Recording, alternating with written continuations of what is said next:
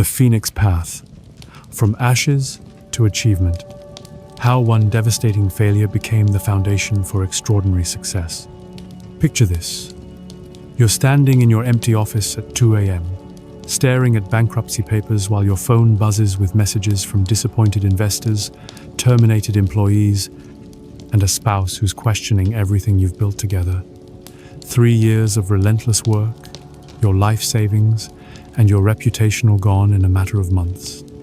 This was my reality on a cold October night in 2019, and it felt like the end of everything.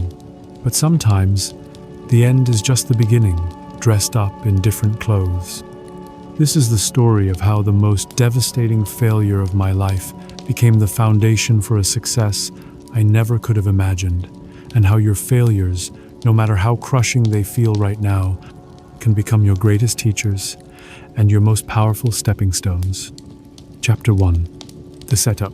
Building a House of Cards. Understanding the anatomy of failure. Before we dive into the crash, let me paint you a picture of what success looked like in my world.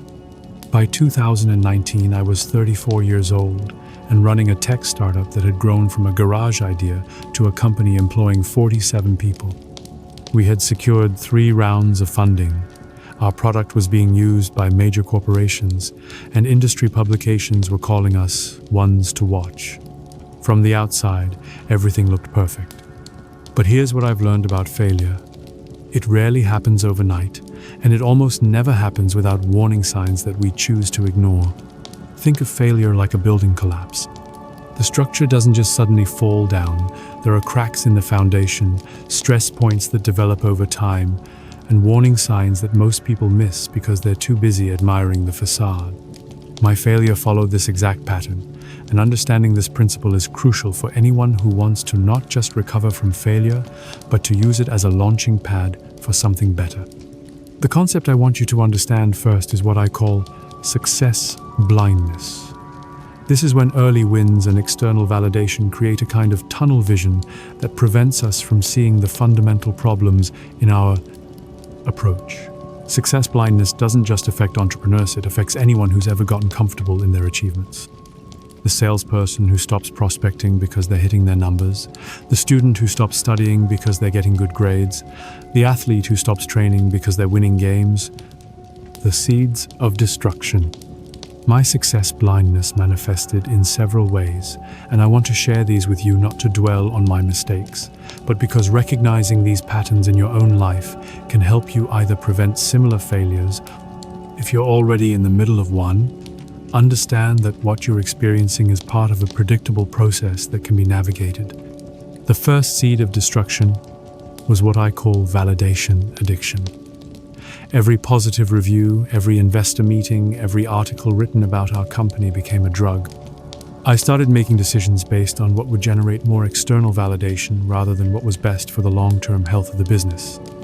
We launched features that looked impressive in demos but didn't solve real problems. We hired people to fill impressive-sounding roles rather than addressing actual operational needs. We spent money on flashy marketing campaigns instead of strengthening our product foundation. Think about your own life for a moment. Are there areas where you might be seeking external validation at the expense of building something solid and sustainable? This doesn't just apply to business, it could be in your career, your relationships, or even your personal development. The mother who posts constantly on social media about her perfect family while her marriage is falling apart. The fitness enthusiast who focuses more on gym selfies than actual health improvements. The student who chooses courses based on how they'll look on social media rather than what they'll actually learn. The second seed was complexity creep. As our company grew, I confused complexity with sophistication. Our product became harder to use, our processes became more bureaucratic, our communication became more formal and less effective.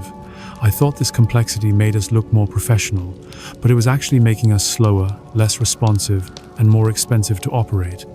Here's a fundamental principle that applies to any comeback story. Simplicity is often the path to both recovery and breakthrough success. When you're rebuilding from failure, you don't have the luxury of complexity. You have to focus on what actually works, what actually matters, and what actually creates value. This forced simplicity often leads to better solutions than you had before the failure. The point of no return. The moment I knew we were in serious trouble came during what should have been a celebration. We had just signed our biggest client ever, a contract worth more than all our previous deals combined. The team was celebrating, investors were congratulating us, and I should have been elated. Instead, I was in the bathroom having a panic attack because I knew something that nobody else knew. We couldn't actually deliver what we had promised. This is what I call the emperor's new clothes moment. The point where you realize that the success everyone is celebrating is built on something fundamentally unsound. Maybe you've experienced this yourself. The promotion you got that you know you're not qualified for. The relationship that looks perfect from the outside but feels empty on the inside. The financial situation that appears stable but is actually held together by credit and hope. The crucial thing to understand about this moment is that it's not actually the beginning of your failure. It's the moment you become conscious of a failure that was already in progress. And consciousness, even painful consciousness, is the first step toward real change. Chapter 2. The Fall. When everything collapses. The mechanics of collapse. The collapse, when it came, was both sudden and inevitable. Within 6 weeks of signing that big contract, everything fell apart. Our development team realized they couldn't build what we had promised in the time frame we had committed to. Our biggest client threatened legal action. Our investors called an emergency meeting. 3 key employees quit in 1 week. Our cash flow went from manageable to critical to impossible. But here's what I want you to understand about collapse. It's not actually the opposite of success, it's information. Painful, expensive, devastating information, but information nonetheless. Every failure is trying to teach you something, and the size of the failure is often proportional to the importance of the lesson. Let me share with you the 3 stages of collapse that I experienced, because understanding these stages can help you navigate them more effectively when they happen to you, and they will happen to you in some form, because failure is not optional in a life fully lived. Stage 1. Denial and frantic activity. The first stage is characterized by an inability to accept what's happening, combined with increasingly desperate attempts to fix things using the same thinking that created the problem in the first place. I worked 18-hour days. I had meeting after meeting with potential investors. I promised our team that everything would be fine while privately knowing it wouldn't be. This stage is actually the most dangerous because it's where most people either make the failure much worse or miss the opportunity to learn from it. The key insight for navigating this stage is to resist the urge to immediately fix everything and instead focus on understanding what's actually happening. Think of it like this. If you're in a car that's skidding on ice, your instinct is to jerk the steering wheel and slam on the brakes. But those instinctive reactions will usually make the skid worse. Instead, you need to resist your instincts, take your foot off the accelerator, and gently steer in the direction you want to go. Managing failure requires the same kind of counterintuitive response. Stage 2. Anger and blame. The second stage is where the emotional reality of the situation hits you. For me, this meant being angry at everyone and everything except myself. I was angry at our investors for not understanding our vision. I was angry at our employees for not working hard enough. I was angry at our clients for being unreasonable. I was even angry at the market for not being ready for what we were building. Anger, in this context, is actually a form of psychological protection. It's easier to be angry at external factors than to face the possibility that we contributed to our own failure. But here's the paradox. You cannot learn from a failure until you accept responsibility for it, and you cannot recover from a failure until you learn from it. The breakthrough came for me during a particularly heated argument with my business partner. He said something that cut through all my anger. The market doesn't owe us success. Our investors don't owe us patience. Our employees don't owe us loyalty. We have to earn all of these things, and we failed to do that. He was right, and accepting that truth was the beginning of my real education. Stage 3. Acceptance and analysis. The third stage is where the real work begins. This is where you stop fighting reality and start studying it. You move from asking, "Why is this happening to me?" to asking, "What is this trying to teach me?" This shift in questioning is absolutely critical because it moves you from the role of victim to the role of student. I spent 3 months in what I call failure analysis mode. I went through every decision we had made, every assumption we had operated under, every process we had implemented. I interviewed our former employees, our investors, and even some of our clients to understand their perspective on what had gone wrong. This analysis revealed patterns that I had been blind to during our growth phase. We had been solving problems that didn't exist while ignoring problems that did. We had been building for the customers we wanted rather than the customers we had. We had been optimizing for metrics that didn't actually matter while neglecting the metrics that did. But the most important revelation was about my own leadership. I had been so focused on being seen as a successful CEO that I had forgotten to actually be an effective one. I had been making decisions based on how they would look rather than how they would work. I had been communicating what people wanted to hear rather than what they needed to know. Chapter 3. The Reckoning Facing the Full Truth. The costs beyond money. While the financial cost of the failure was significant, we lost $2.3 million of investor money, and I personally lost my house, and most of my savings. The deeper costs were more complex and, in many ways, more valuable for my eventual recovery. The first cost was to my identity. For years, I had defined myself as the founder, the CEO, the entrepreneur. When those titles were gone, I had to confront the question, who was I without them? This identity crisis, while painful, forced me to separate my sense of self-worth from my professional achievements, a separation that would prove crucial for my eventual comeback. The second cost was to my relationships. Some friendships that I thought were genuine turned out to be based on my perceived success. Some family relationships became strained under financial pressure. My marriage went through its most difficult period, as my wife and I struggled to navigate not just the practical challenges of our new situation, but the emotional challenges of supporting each other through profound disappointment. But here's what I learned about the cost of failure. It's also the cost of education. Every dollar lost, every relationship strained, every assumption shattered was tuition paid to the most effective school I've ever attended, the school of hard experience. The isolation factor, one of the most unexpected aspects of failure, was the isolation. When you're successful, you're surrounded by people who want to be associated with your success. When you fail, many of those people disappear, and you're left with a much smaller circle.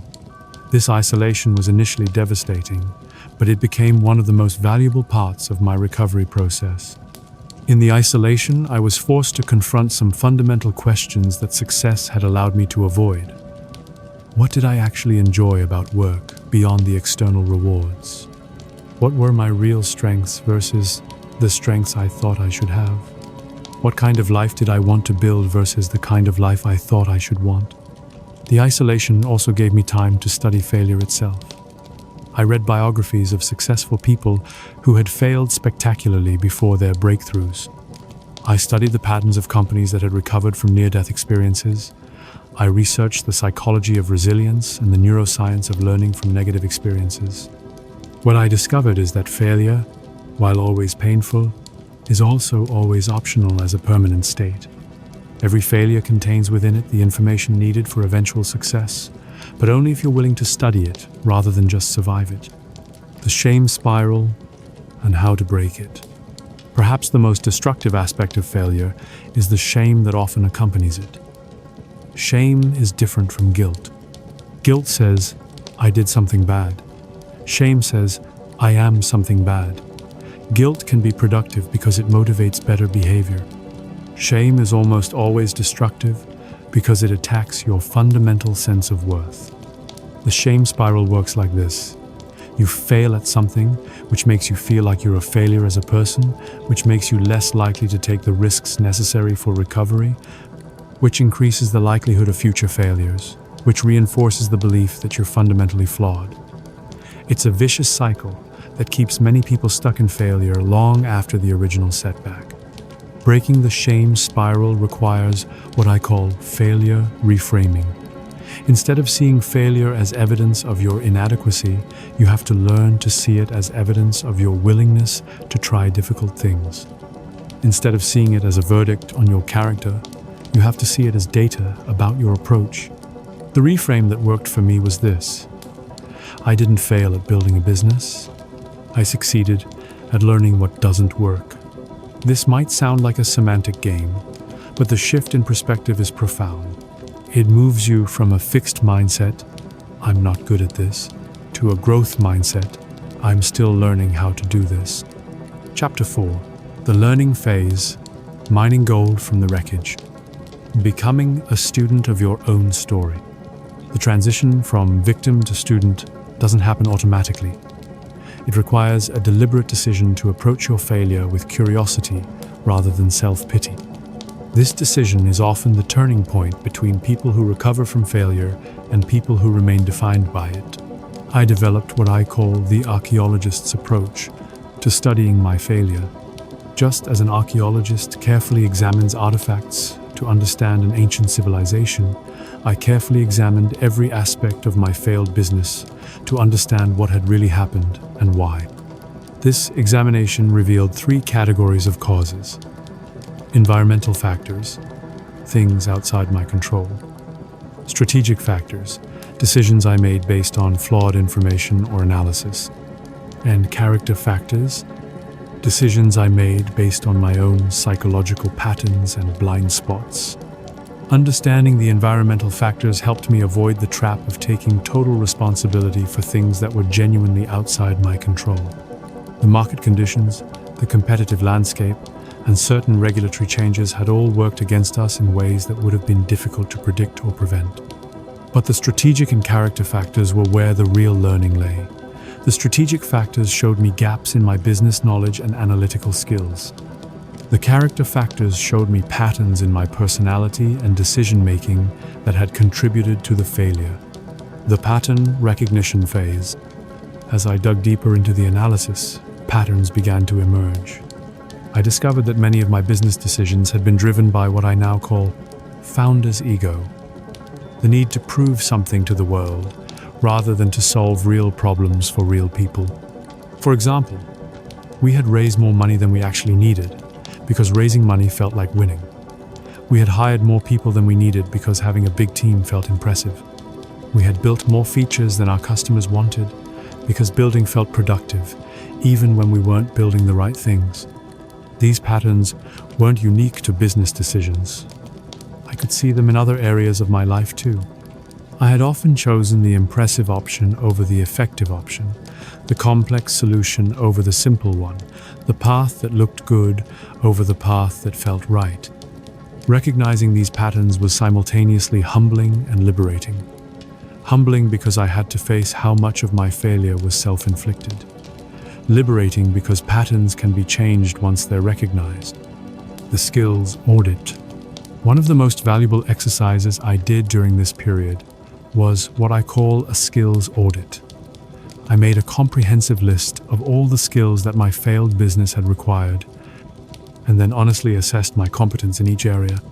The results were eye-opening. I had started a technology company without being particularly strong in technology. I had tried to lead a sales team without being particularly good at sales. I had managed finances without being particularly skilled in financial management. I had essentially tried to build a business by doing a lot of things poorly, rather than focusing on doing a few things extremely well. This audit revealed 2 crucial insights. First, my failure had been partly caused by trying to be good at everything, instead of becoming excellent at something specific. Second, the skills I lacked were all learnable if I was willing to put in the work. The skills audit became the foundation for my recovery plan. Instead of trying to start another business immediately, I decided to spend time becoming genuinely competent in the areas where my weaknesses had contributed to my failure. Chapter 5. The Rebuilding Phase, Creating a Foundation for Success. Starting from zero, again. The decision to start over, rather than try to resurrect my failed business, was one of the hardest I've ever made. There's always a temptation to try to fix what's broken rather than build something new, but sometimes the foundation is so damaged that rebuilding is the only viable option. Starting from zero, when you're in your 30s, with financial obligations and a bruised reputation, requires a different kind of courage than starting from zero in your 20s with nothing to lose. But it also comes with advantages: experience, wisdom, and a much clearer understanding of what doesn't work. I took a job.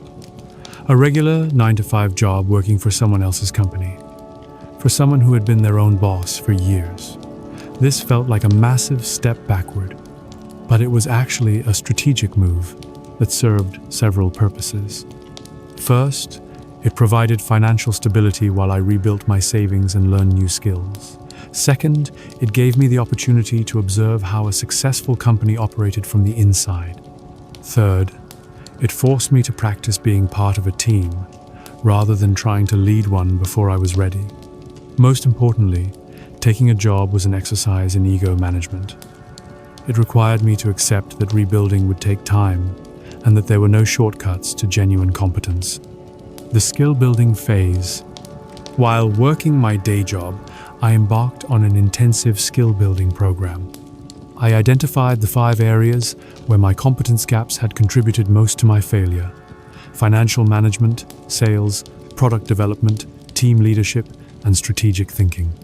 For financial management, I took courses, read textbooks, and practiced by managing every aspect of my personal finances with the same rigor I should have applied to my business finances. I learned to read financial statements not just as reports of what had happened, but as tools for predicting and preventing problems.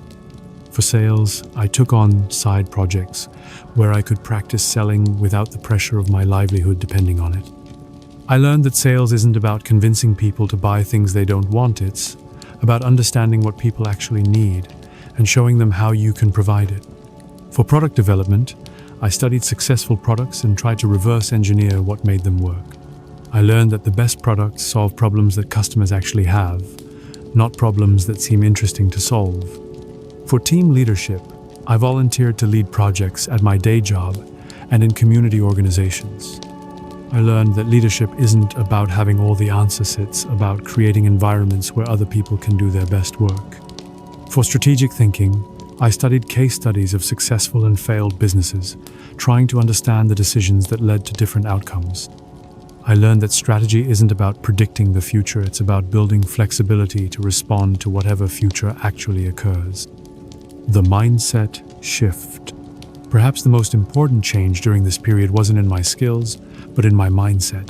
I shifted from what I call founder mode to builder mode. The difference is subtle, but crucial.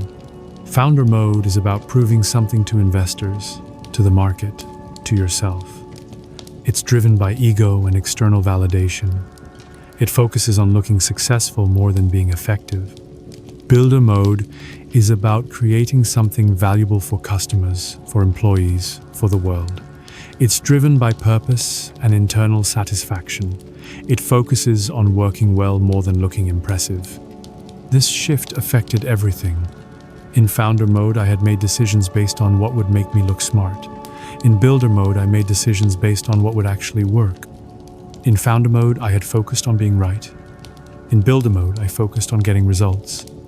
The mindset shift also changed how I related to failure itself.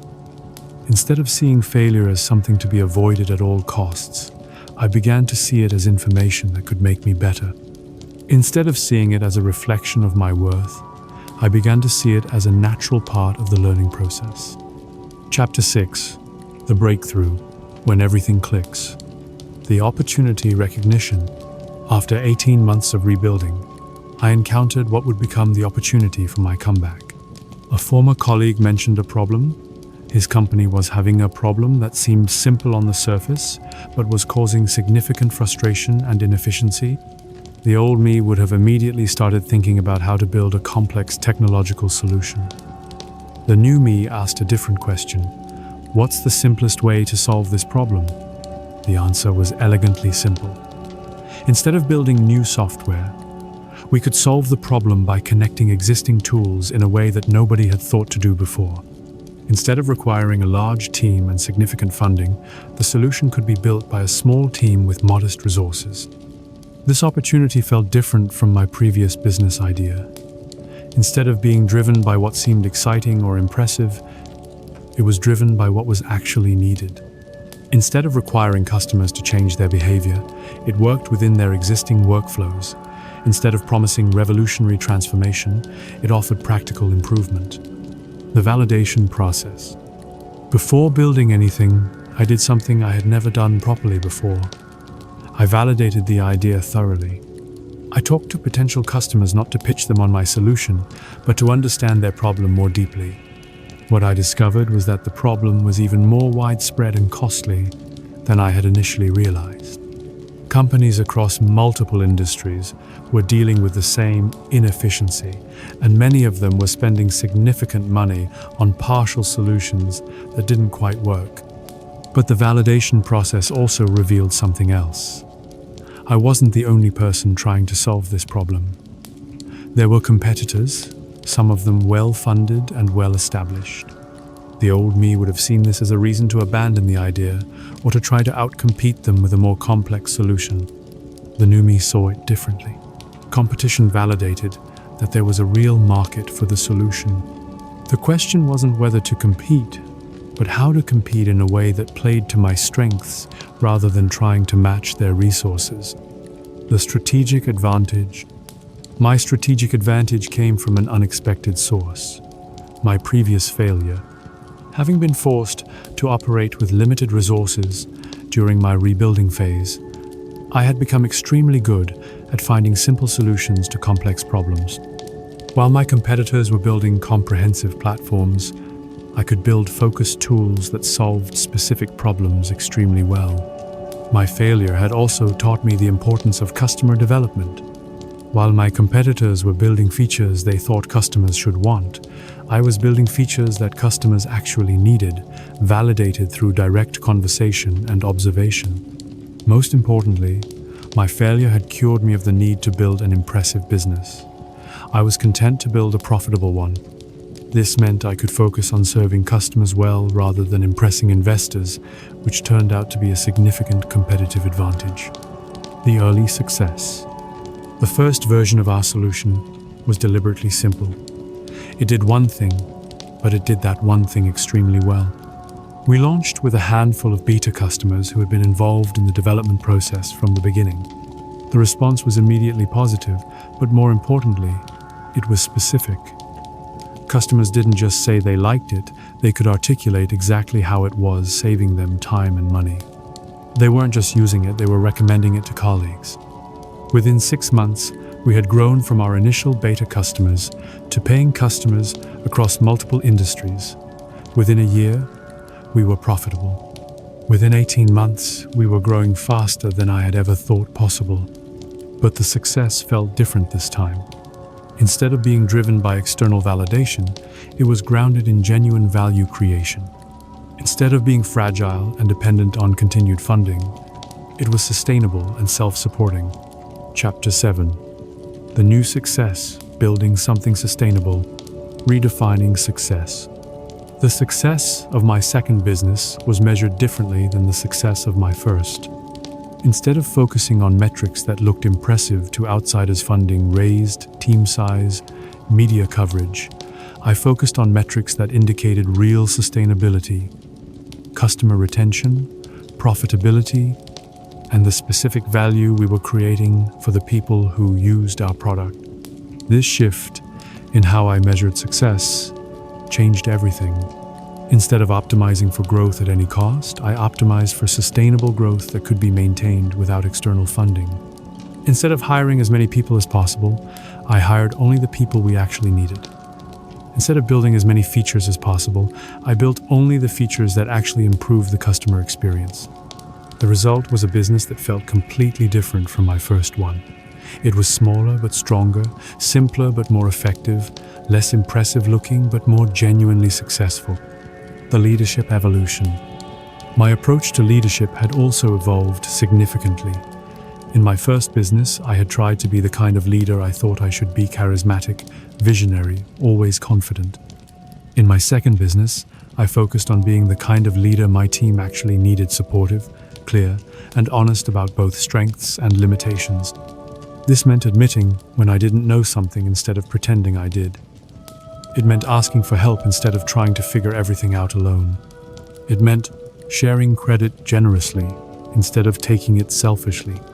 The result was a team that felt more like a partnership than a hierarchy. People contributed their best work not because they were afraid of disappointing me, but because they believed in what we were building together. The customer-centric approach.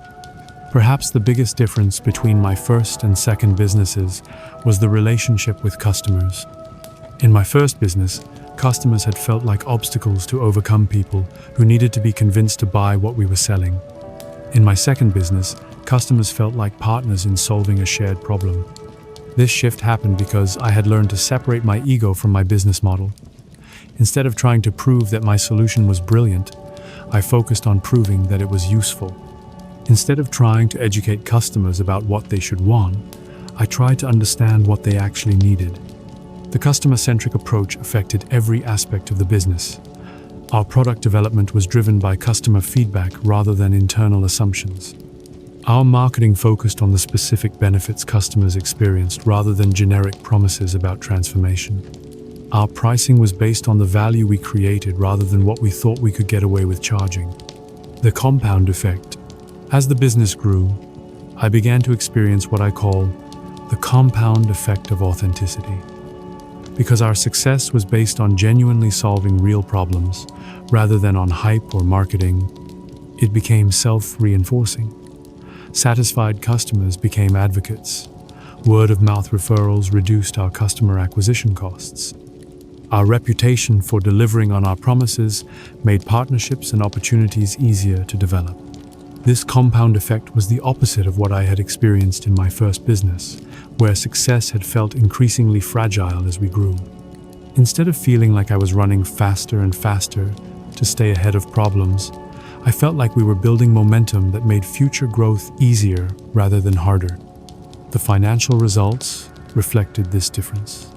Instead of burning through cash to fuel growth, we were generating cash that funded growth. Instead of becoming more dependent on external funding as we grew, we became more independent. Instead of growth creating stress, growth created confidence. Chapter 8.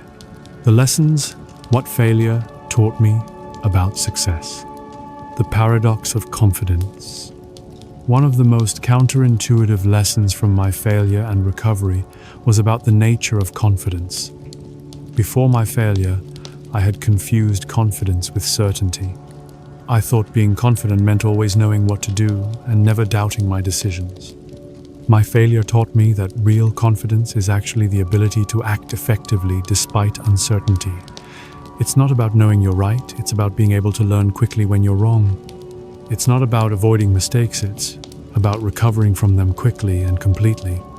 This shift changed how I approached every aspect of business and life. Instead of trying to eliminate uncertainty, I learned to navigate it. Instead of trying to avoid mistakes, I learned to make them quickly and cheaply. Instead of trying to appear infallible, I learned to be genuinely adaptable. The power of constraints. My failure had also taught me about the creative power of constraints. When I had unlimited resources, or thought I did, I made lazy decisions. When I had severe constraints, I made creative ones. Operating under constraints forced me to focus on what actually mattered. It eliminated the luxury of trying to do everything and forced me to identify the few things that would make the biggest difference. It prevented me from over-engineering solutions and pushed me toward elegance and simplicity. This lesson applied beyond business. In my personal life, I learned that having fewer options often led to better decisions. In my relationships, I learned that clear boundaries often created more intimacy rather than less. In my work, I learned that saying no to good opportunities often created space for great ones. The relationship between failure and innovation. Perhaps the most profound lesson was about the relationship between failure and innovation. I had always thought of them as opposites: failure as the thing you experienced when innovation didn't work. But I learned that they're actually partners in a creative process. Failure provides the raw material for innovation. It shows you what doesn't work, which is often more valuable than knowing what does work. It forces you to question assumptions that you might never have examined otherwise. It creates the dissatisfaction that motivates genuine breakthrough thinking. But failure only leads to innovation if you approach it as a learning opportunity rather than a source of shame. If you're too busy defending your ego to study your mistakes, failure becomes just failure. If you're willing to let failure teach you, it becomes education. The sustainable success formula. Through the process of failure and recovery, I discovered what I call the sustainable success formula. It's not a guarantee of success, nothing is, but it's a reliable framework for building something that can last. The formula has 4 components: genuine value creation, sustainable competitive advantage, financial discipline, and continuous learning. Genuine value creation means solving real problems for real people in ways that they're willing to pay for.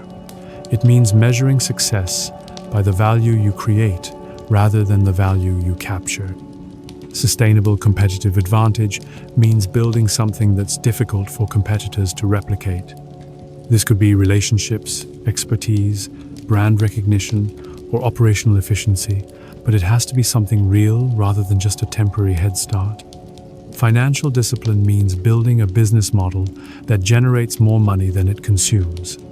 It means growing at a rate that can be sustained without constantly needing external funding. Continuous learning means staying curious and adaptable. It means being willing to change your approach when the evidence suggests you should, even when the change feels uncomfortable. Chapter 9. The Ripple Effect. How Personal Transformation Affects Everything. The Marriage Renaissance. One of the most unexpected benefits of my professional failure and recovery was the effect it had on my marriage. The crisis had initially put enormous strain on our relationship, but working through it together ultimately made us stronger than we had ever been. The failure forced us to have conversations we had been avoiding about money, goals, and what really mattered to us. It stripped away the lifestyle and status symbols that had been masking some underlying tensions.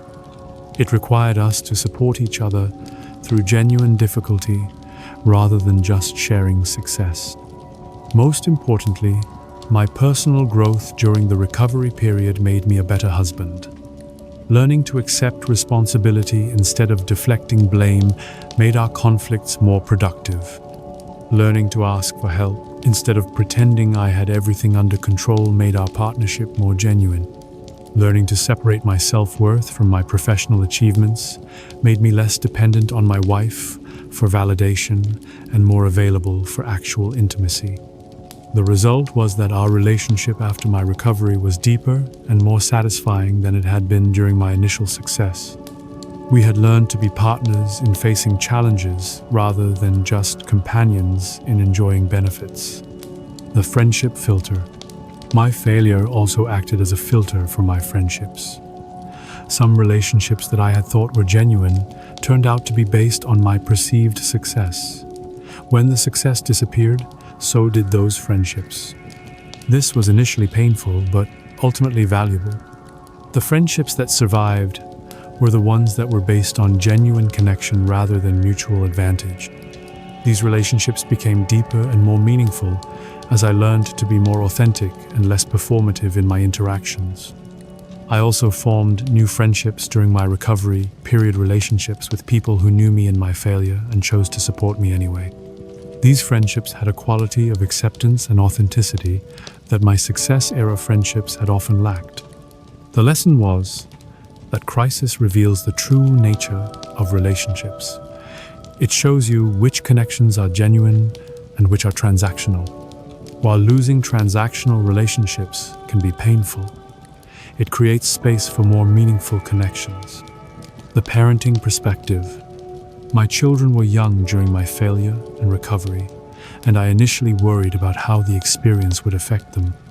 I was concerned about the financial stress, the emotional tension, and the uncertainty about our future. But as I worked through my own healing and growth, I realized that they were learning valuable lessons by observing how adults handle failure and recovery. They saw that setbacks don't have to be permanent. They learned that it's possible to admit mistakes and work to correct them. They witnessed the importance of persistence and adaptability.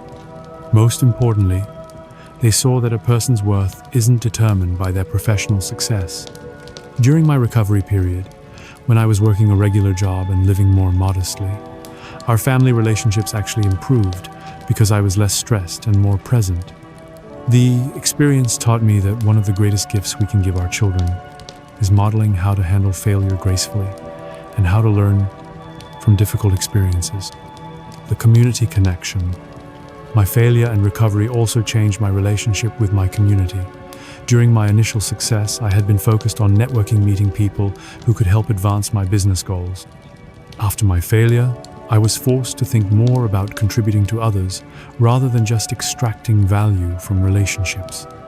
I began volunteering, mentoring other entrepreneurs, and participating in community organizations.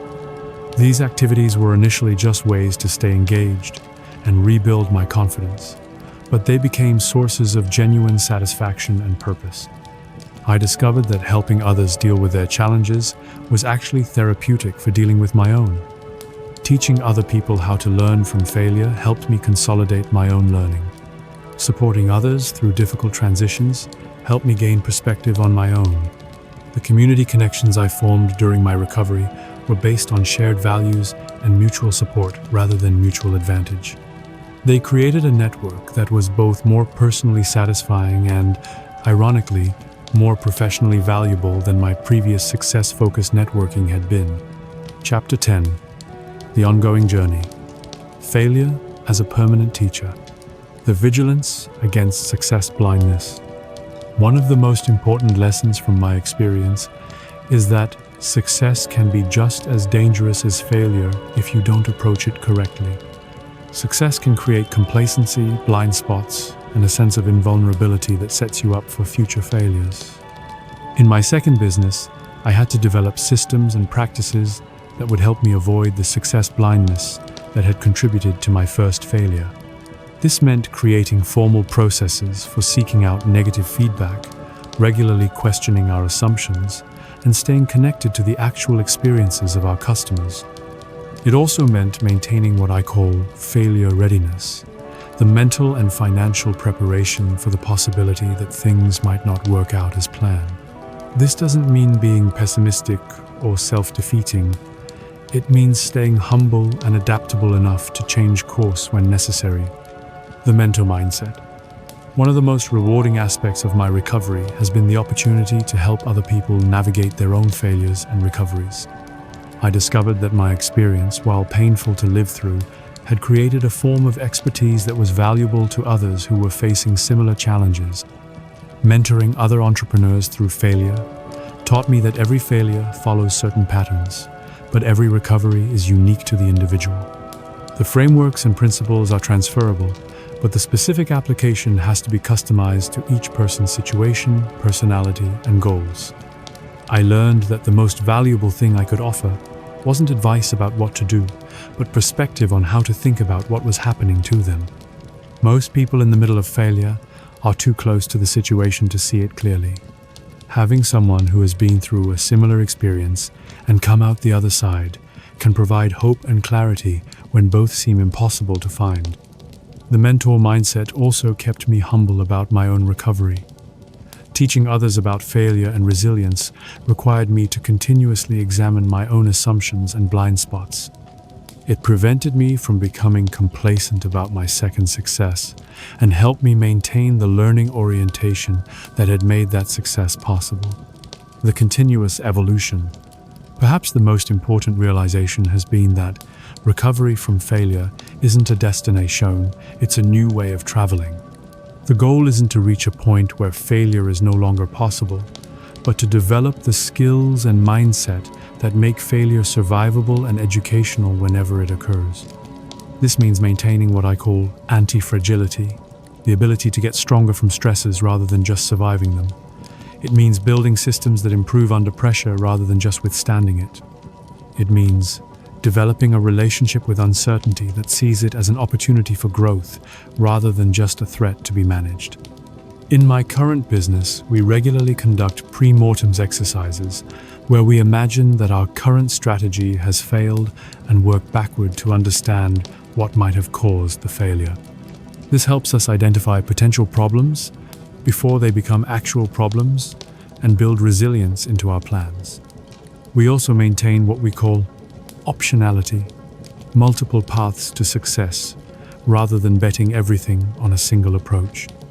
This means developing diverse revenue streams, building flexible systems, and maintaining relationships across different industries and geographies. The integration challenge. One of the ongoing challenges of recovery is integrating the lessons from failure with the confidence needed for future success. It's possible to become so risk-averse after a major failure that you never take the calculated risks necessary for significant achievement. The key is learning to distinguish between intelligent risks and reckless ones. Intelligent risks are based on careful analysis, have limited downside, and offer significant upside. Reckless risks are based on hope rather than analysis, have unlimited downside, and offer only modest upside. This integration also requires maintaining what I call confident humility, the ability to act decisively while remaining open to feedback and course correction. It's the middle path between the arrogance that often precedes failure and the paralysis that can follow it. Conclusion: the Phoenix path forward. Your failure is not your story. As we come to the end of this journey together, I want you to understand something fundamental. Your failure, no matter how devastating it feels right now, is not your story. It's a chapter in your story, potentially one of the most important chapters, but it's not the ending. The Phoenix metaphor isn't just poetic language. It's a recognition of a fundamental truth about human potential. We have the capacity to be reborn from our own ashes, often stronger and more beautiful than we were before. But this rebirth doesn't happen automatically. It requires conscious choice, deliberate effort, and sustained commitment to growth. Your failure has given you something that success never could: a deep understanding of what doesn't work, an appreciation for what does work, and the resilience that comes from surviving genuine difficulty. These aren't consolation prizes, they're the raw materials for building something extraordinary.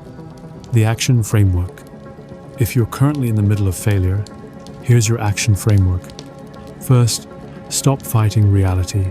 Accept what has happened without accepting that it's permanent. There's a difference between acknowledging your current situation and resigning yourself to it. Acknowledgement creates the space for change. Resignation prevents it. Second, study your failure. Approach it with the curiosity of a scientist rather than the emotion of a victim. What patterns led to the failure? What assumptions turned out to be wrong? What skills were missing? What environmental factors contributed? This analysis isn't about self-flagellation, it's about education. Third, take responsibility without taking all the blame. Own your contribution to the failure completely, but don't accept responsibility for factors that were genuinely outside your control. This balance is crucial for both learning from the experience and maintaining the confidence needed for recovery. Fourth, identify the skills and knowledge gaps. What do you need to learn or improve to avoid similar failures in the future? Create a specific development plan and commit to it. Remember, competence is the foundation of sustainable confidence. Fifth, start small and build systematically. Don't try to recover all at once. Focus on creating small wins that rebuild your confidence and demonstrate your new capabilities. Success builds on success, but it has to start somewhere. Sixth, redefine success. Before you begin your comeback, get clear on what success actually means to you. If your definition is based primarily on external validation or comparison to others, you're setting yourself up for either another failure or a hollow victory. The gifts of failure. Before we part ways, I want to acknowledge the gifts that failure can bring, gifts that are only visible from the other side of recovery. Authenticity. Failure strips away pretense and forces you to confront who you really are. This confrontation, while painful, creates the possibility for genuine authenticity in your relationships and endeavors. Empathy. Having experienced genuine struggle makes you more compassionate toward others who are struggling. This empathy becomes a source of connection and leadership capability that success alone cannot provide. Resilience. Surviving failure proves to yourself that you can handle difficult situations. This knowledge becomes a source of confidence that is more reliable than success-based confidence because it's based on tested capability rather than untested assumption. Clarity. Failure often reveals what actually matters to you versus what you thought should matter. This clarity becomes the foundation for more satisfying and sustainable success. Wisdom. The combination of knowledge and experience that comes from failure creates a form of wisdom that cannot be gained any other way. This wisdom becomes valuable not just for your own future decisions, but for helping others navigate similar challenges. The invitation. My invitation to you is to see your failure not as evidence of your limitations, but as proof of your willingness to try difficult things. Not as a verdict on your worth, but as data about your approach. Not as an ending, but as a beginning disguised in different clothes. The path forward requires courageanot, the absence of fear, but action in spite of fear. It requires patiencenot, passive waiting, but active preparation. It requires faith, not certainty about the outcome, but belief in your ability to handle whatever outcome occurs. Your comeback story is waiting to be written. It won't be easy, and it won't be quick, but it will be uniquely yours. And when you eventually find yourself on the other side, when you're helping someone else navigate their own failure and recovery, you'll understand that your failure wasn't just something that happened to you. It was something that prepared you for who you were meant to become. The phoenix rises not despite the ashes, but because of them. Your ashes are ready. The question is, are you ready to rise? Final thoughts. The continuing story. This audiobook ends here, but your story continues. Every day brings new opportunities to apply what you've learned, to make better decisions, to build something meaningful, and to help others do the same. Remember that recovery is not a straight line. There will be setbacks, doubts, and moments when you question whether you're making progress. This is normal and temporary. The key is to keep moving forward, even when the steps are small. Stay curious about your failures and your successes. Keep learning from both. Maintain the humility that failure teaches and the confidence that recovery builds. Most importantly, remember that your willingness to rise from failure doesn't just transform your own life, it gives others permission to believe that they can do the same. Your failure was not the end of your story. It was the beginning of your most important chapter. Now go write it.